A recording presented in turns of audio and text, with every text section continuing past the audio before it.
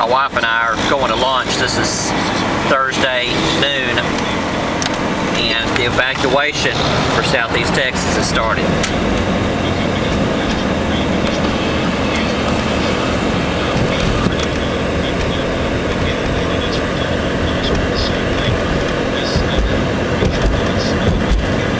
This is what it looks like whenever major cities evacuate. This isn't even Houston, this is Beaumont. Yeah. Port Arthur, Orange.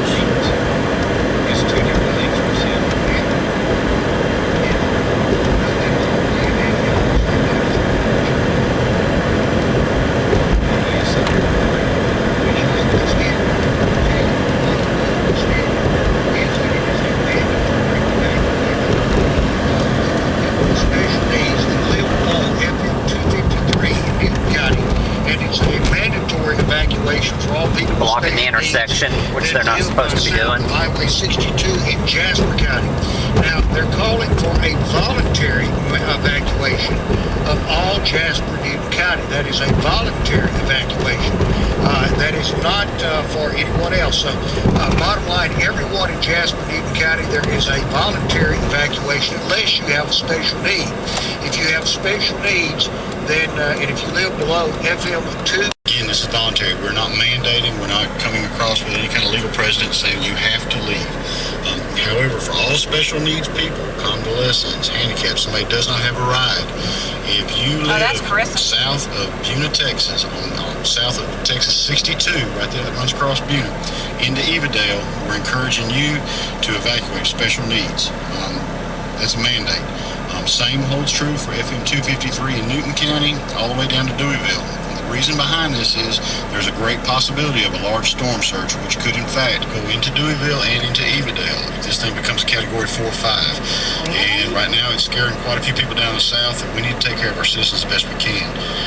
All other citizens, I encourage you to be ready. Start preparing, packing, from the Sabine River. Trucks filled up, have your trailers hitched just in case. From the Sabine Lake. There's a great possibility we could increase this to a mandatory. What's going on is in Southeast Texas, two big rivers converge right there at Orange, and it's called the Sabine Lake.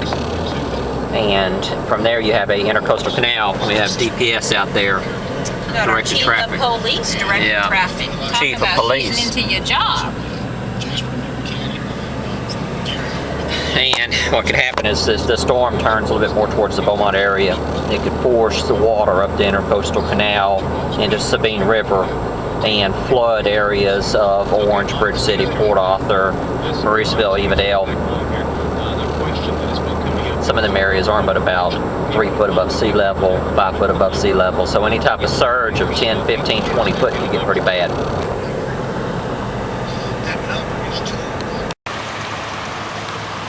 Yeah, police have got the roadblocks set up going east and west on this Highway 190.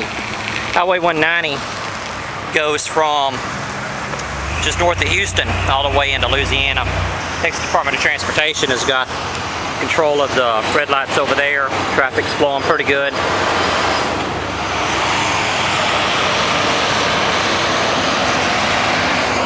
This video, this section right here is about almost 5 hours from the one I filmed earlier, and traffic has thinned out a whole lot than what it was.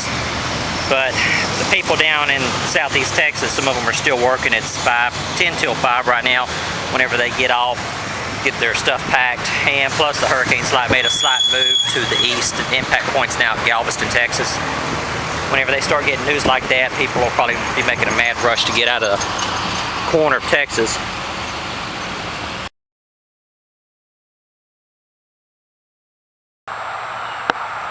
What's been going on in the past few hours since I posted my last video is my wife and I, we've got our stuff packed up. We got the important stuff like family pictures, insurance papers, court papers, anything. Like I went through a pretty bad divorce a few years ago, so we got all those divorce papers, insurance papers, family pictures, pictures of the kids whenever they're little, just stuff that would hard to replace.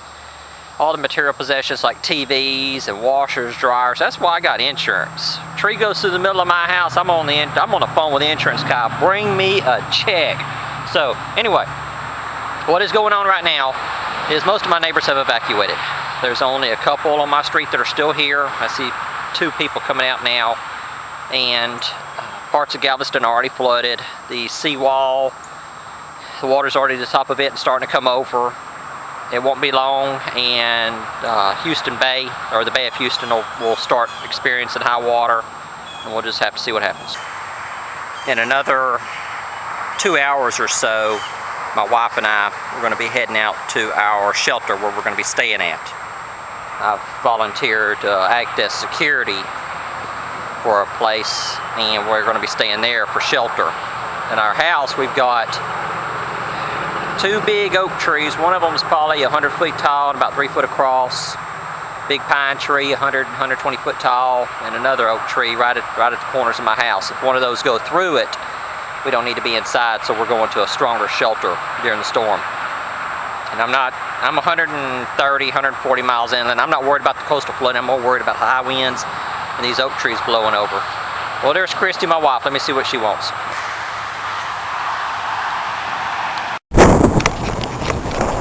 Winds are now starting to pick up, pretty breezy. The hurricane's still 100 miles offshore, so we're about 250 miles from the center of the hurricane.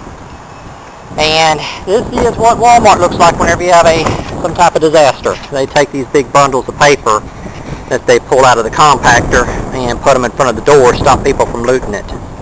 Help prevent somebody from just driving in through the front doors. Plus they've got these pipes.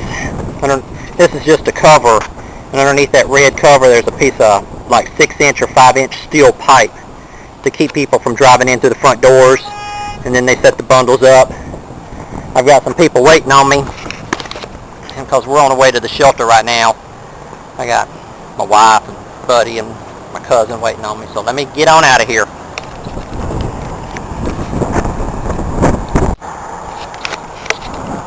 Well, here we are, downtown Jasper. Storm's supposed to make landfall in about 19-20 hours, somewhere in there. And this was a busy through highway yesterday and day before yesterday, and now there is nothing. Everybody that's evacuated already has. Now this is the major highway going out of Beaumont, Port Arthur, Nederland, most of southeast Texas. And 2 days ago, this was bumper to bumper. So everybody's enjoying the calm before the storm.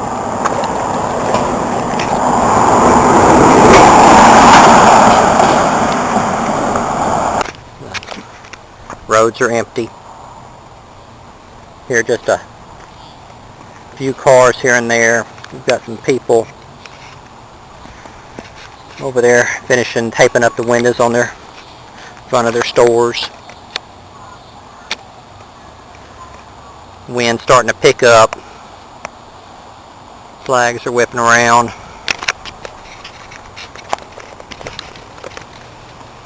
Skies are getting grayer, and from here it's all downhill. It's kind of like the partial calm before the storm. You know it's on its way. You can see it.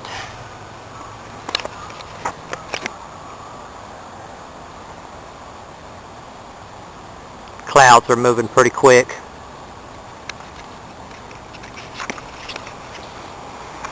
And you start thinking about your family and where they're at and what's going on.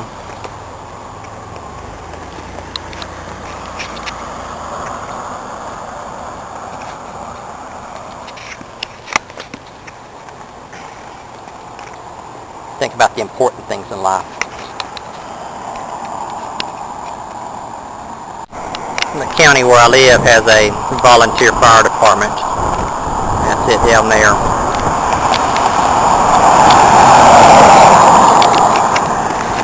All the emergency responders should have reported to their areas by now. County judges, everybody's getting in position. And now it's just a matter of time. The clouds are rolling in from the west as the storm starts making its approach, as the bands start coming in.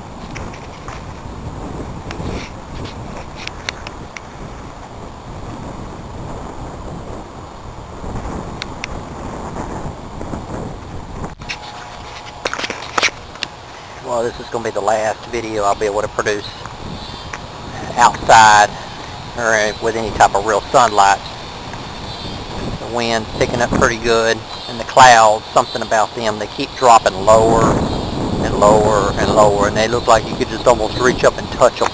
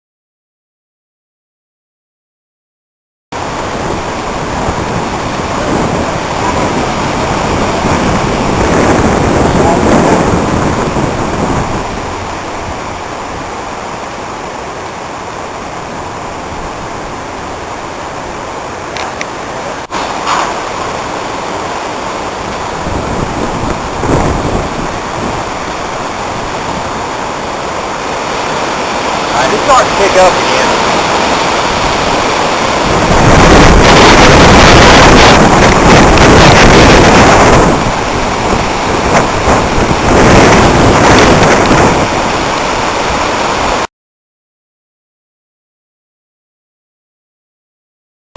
And here we are after Hurricane Ike has just passed, and we have some pork chops going on the grill.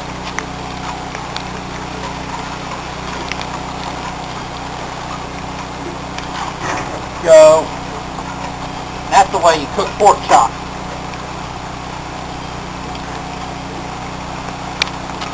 And never underestimate a good hot meal after a disaster. One of the most important things that you can do for the morale of your group. Here, I got to show off my buddy's knife here. There.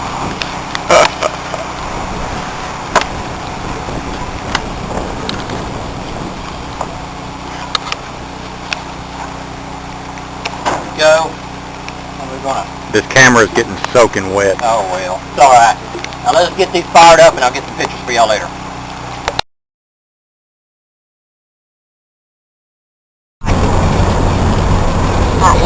Yeah. This is day 2 after Hurricane Ike passed through the area.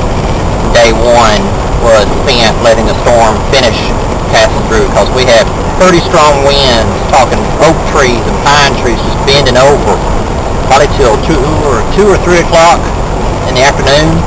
Later than that. Yeah, later than that. And so after that, the next step was once the high wind and the rain subsided, we got the generator out. And since it was still raining, it has been raining for... Turn the camera real Yeah, turn the camera real quick. Anyway, we had a swing in the backyard. It's a metal frame swing. Wear your sunglasses while it's raining. Help keeps the glare out of your eyes.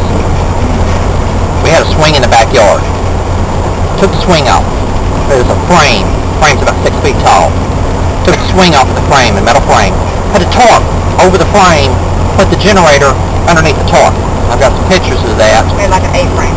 Yeah, made like an A-frame using the frame of a swing, metal frame swing with a tarp over it, and then stake. Used like 8 or 10 inch tent stakes down in the ground to hold the tarp in place. We had to fill up the generator. Do what, Christy? That car was coming up kind of fast on me. generator after that, after we got it plugged up, the priority was news and to get the refrigerator and freezers plugged up so that the food will stay cold. So we had two 100-foot extension cords running through the patio door, and then one going to the TV. We've got satellite, so we were able to pick up the news using the satellite instead of the cable TV. And the other extension cord we swapped between the chest freezer, the stand-up deep freezer, the vertical deep freezer, and then the upright refrigerator freezer. So far everything's going good. The bad news is I've got some friends whose houses were flooded. So we're going down to the Bridge City, Texas, Orange, Texas area. Friends and family. Yeah, friends and family. But we'll get into that later. We're going down to survey the damage, see how bad it is. And it's been raining now for close to 24 hours. Some people like this is a crazy person coming up and they'll use their headlights. Next to it, flying by.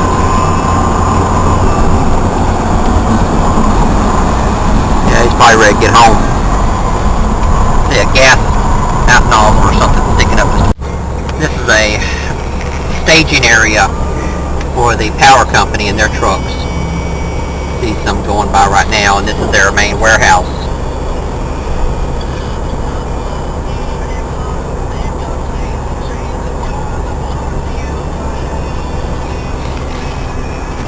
Don't give me all no makeup on it.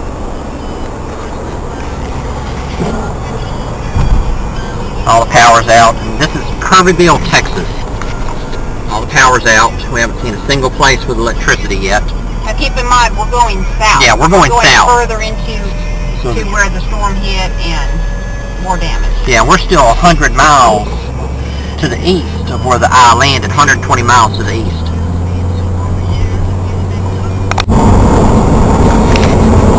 One of the problems we're having right now is there's no cell phone service. There's not been any cell phone service for the past 30, 45 minutes. Cell phone towers around here are down. The phone systems are down. So that if I need to call somebody, I can't.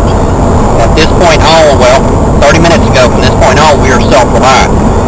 Have to have our own food, our own water. There's a tree over a power line. Have to have your own food, your own water. Your own Diet Coke? Yeah, Christy's nasty Diet Coke. Like this guy. Yeah, great gas can on top. But also, you have to provide your own security. If there's any problems, you have to be able to take care of yourself. Yeah, there ain't nothing better than having your Bible Yeah, have your Bible. in your car with your gun. Yeah, with your AR-15. Report to Jasper. No rain down here now. Woo, Yeah, on not the top. getting any rain. But because at some point you have to depend on yourself. That also means your self-defense. And I'm with two other people ahead of us. I don't anticipate any problems at all. So if everybody respected their Yeah. neighbor, we would never happen. Yeah, people respected each other. We wouldn't have to worry about defending your property and yourselves. But there's types of people out there that don't respect other people. Well, there's scumbags out there that don't respect other people. They don't respect themselves Yeah. either. Well, we're seeing, as we're going further south, we're seeing more structural damage, more trees over power lines, more trees down, snapped in half. But we're still 30 minutes from where we need to be. Lots of standing water. Yeah, lots and lots of standing water. Very few people going north. Let him go through there. Yeah, we got a 18-wheeler blocking the road, and this guy here is trying to get through. So don't block the roads like that. And he's on that car's bumper too. Yeah, and then he's pulled up as hard as he can. But this is what it looks like whenever you need gas after disaster.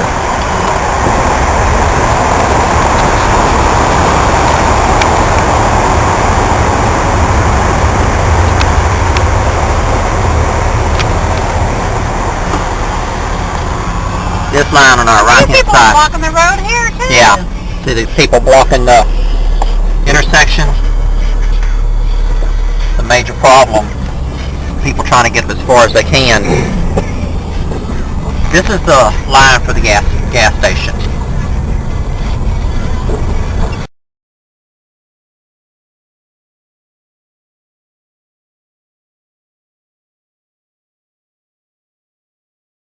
The Orange County Sheriff's Department commandeered some of those earth mover dump trucks. The tires on them are almost 6 foot tall. And they went through Bridge City and rescued over 400 people yesterday, which was Saturday.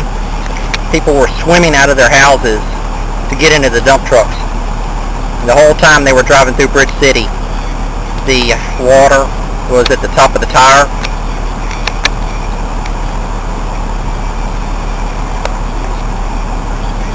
I have no idea what the rental vans are for. Food and stuff in there. Like a Red Cross or somebody's rented them and they're I don't know. bringing food in. I don't know.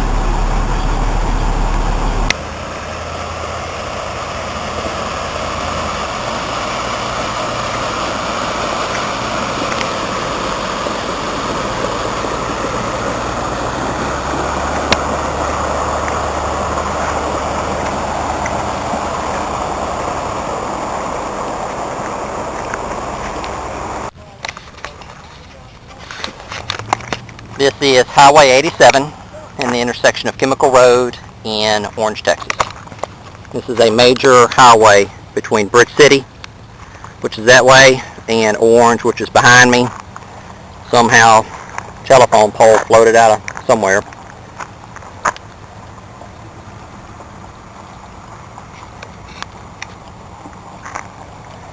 People trying to get through.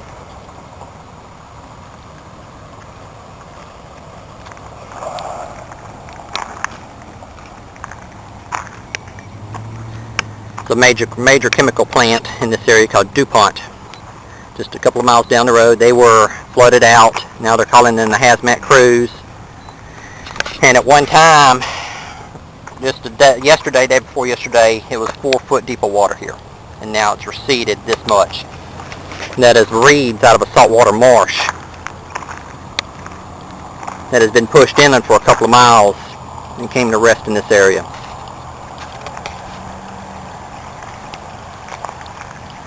The rain's not helping either.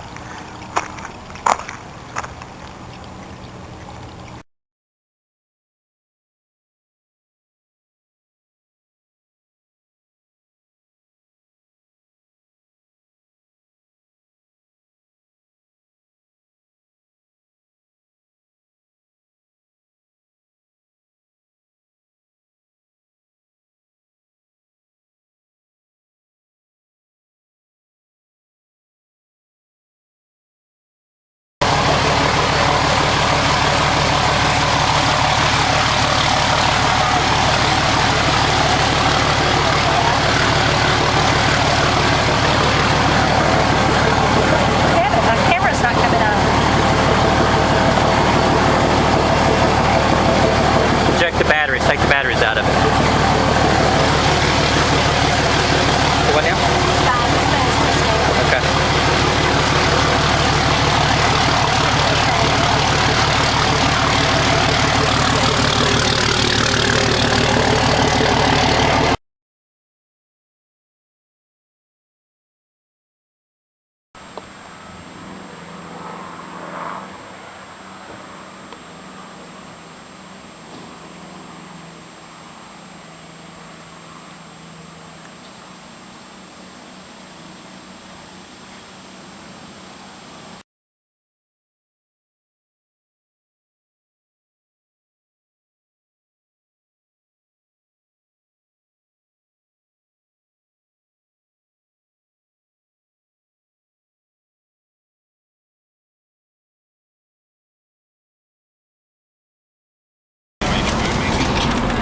People's stuff out there on the side of the road.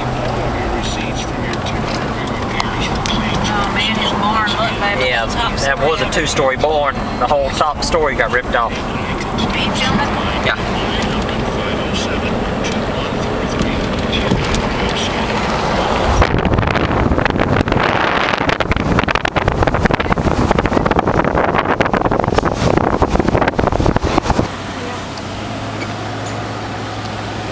All that black stuff is mud.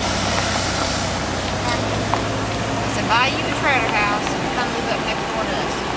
If you want to take care of me, Chris, that's all. Don't you worry.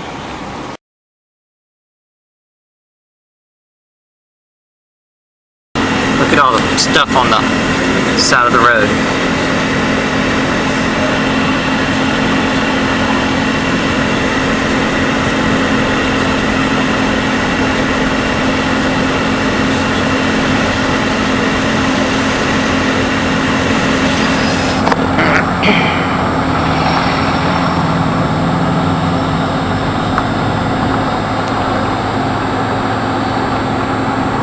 Look at that tree. There. And it's twisted. Looks like it's twisted.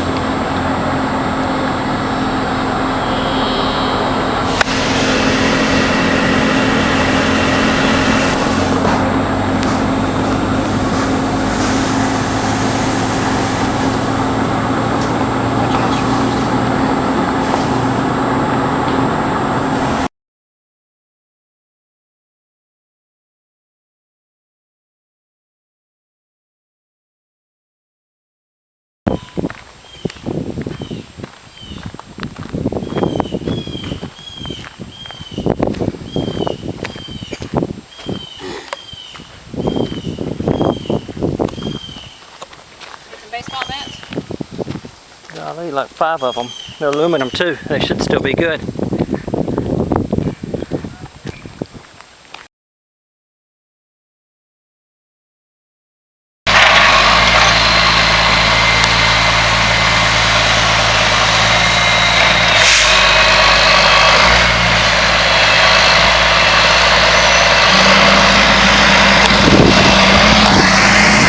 I'm here in Bridge City, Texas, which is my hometown, where I grew up at and graduated high school from.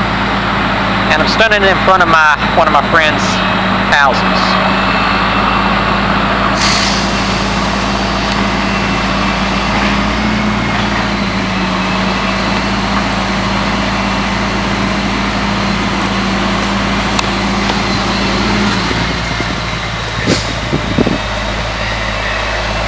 This is what remains of 2 of my buddies that I grew up with. Their dad had passed away about 15 years ago from a boating accident.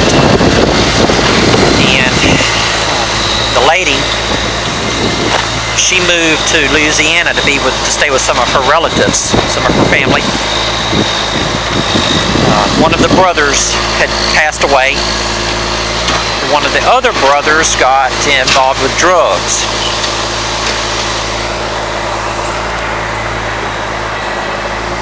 And he wound up killing himself.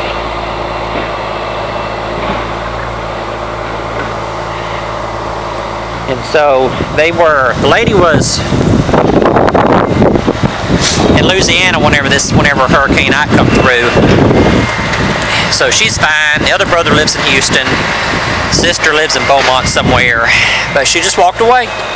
She's an elderly lady, probably in her 70s, if I remember right. And she just walked away. Just gonna leave the house as it is.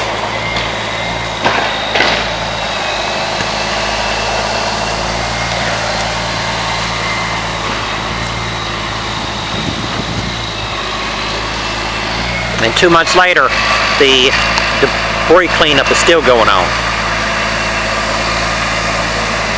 Some of these houses still have 1.5 to 2 inches of mud in the ditches, all over the yards. Holes in the roofs, blown over fences, shingles missing, tree on the house over there.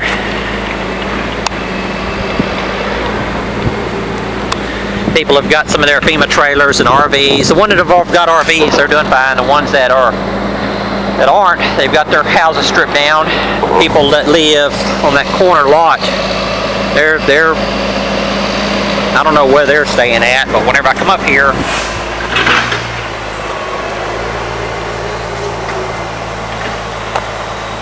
it's like memories. I wait for Steven and Jean whenever we were freaking mosquito. Whenever we were young, and wait for them to come out, so we go camping out in the marsh, and but those days are gone.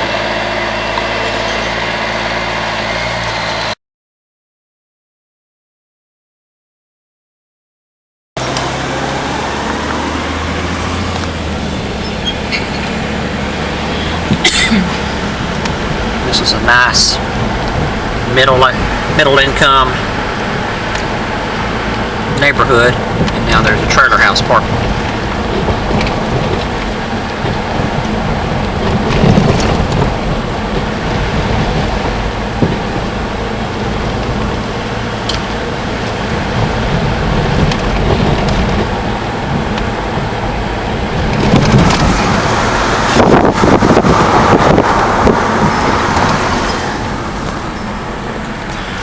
Bridge City Fire Department. This is where I grew up, where these houses are now. Where I used to go bird hunting, rabbit hunting. And now it's all cleared and houses. But after Hurricane Ike came through and just flooded Bridge City, I had a hard time dealing with it. I had a hard time watching my friends and my family lose just about everything they had.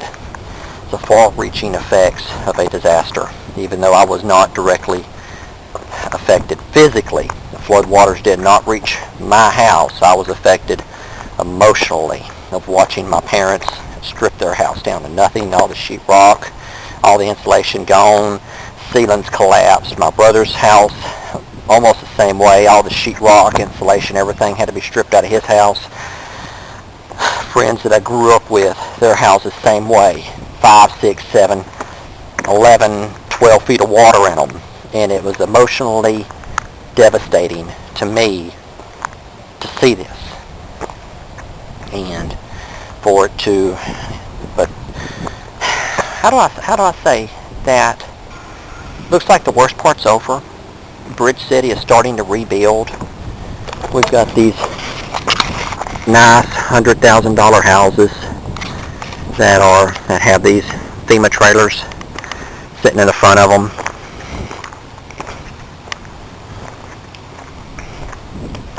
Got the Christmas tree out there. They still got sheetrock and stuff coming out of their house. But my hometown's starting to rebuild. That's important to me. As Bridge City starts to recover, I start to recover. I know it shouldn't be like that, but that's just the way it is. To see your hometown just devastated and your friends and family lose just about everything that they have except for their family. But as I walk up and down these streets where I grew up, it's sad to see the devastation that went on. But as time passes, people are rebuilding, and that's what's important. That people rebuild. People have got their FEMA trailers and their RVs. I see 1, 2, 3 FEMA trailers, 4, 5, and an RV. That tracks is somebody's personal RV.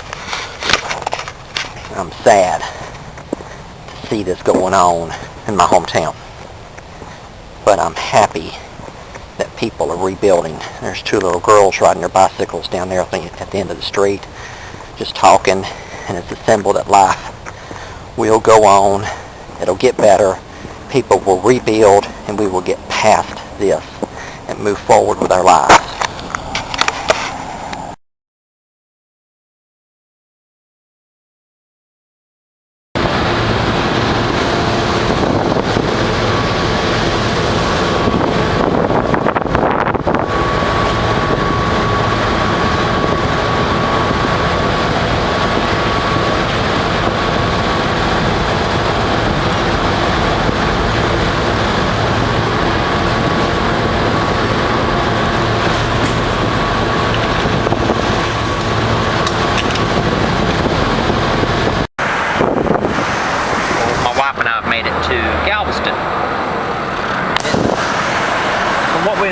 was some damage here, but not like there was at Crystal Beach. A few of the hotels were damaged, but it seems that pretty much life has returned back to normal here.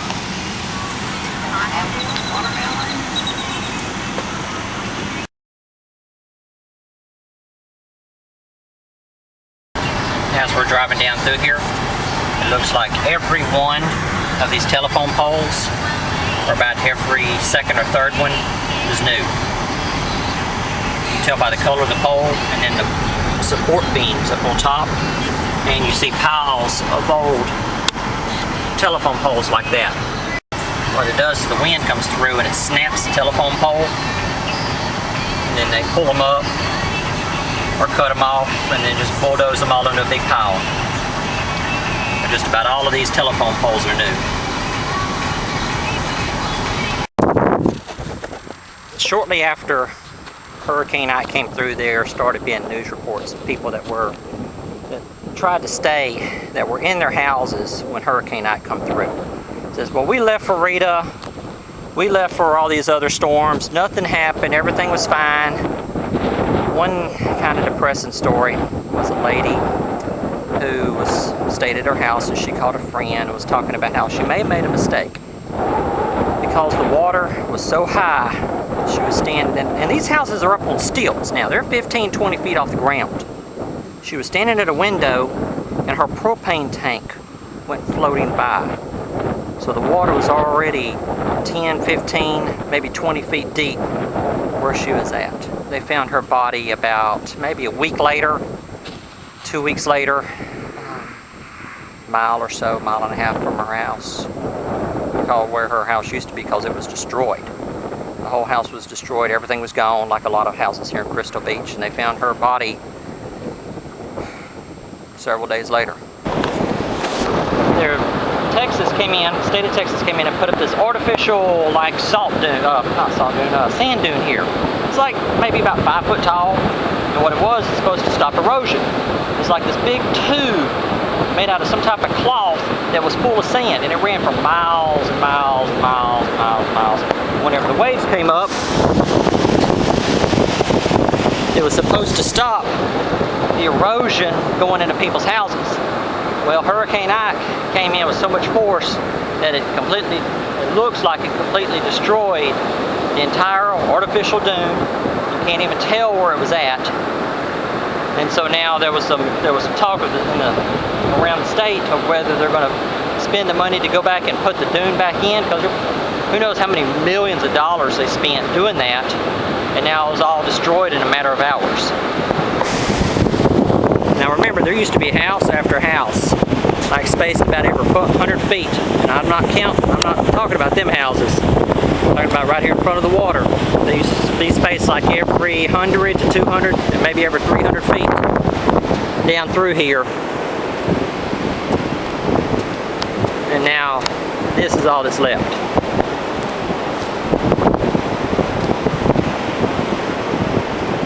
And that's what they're going back with.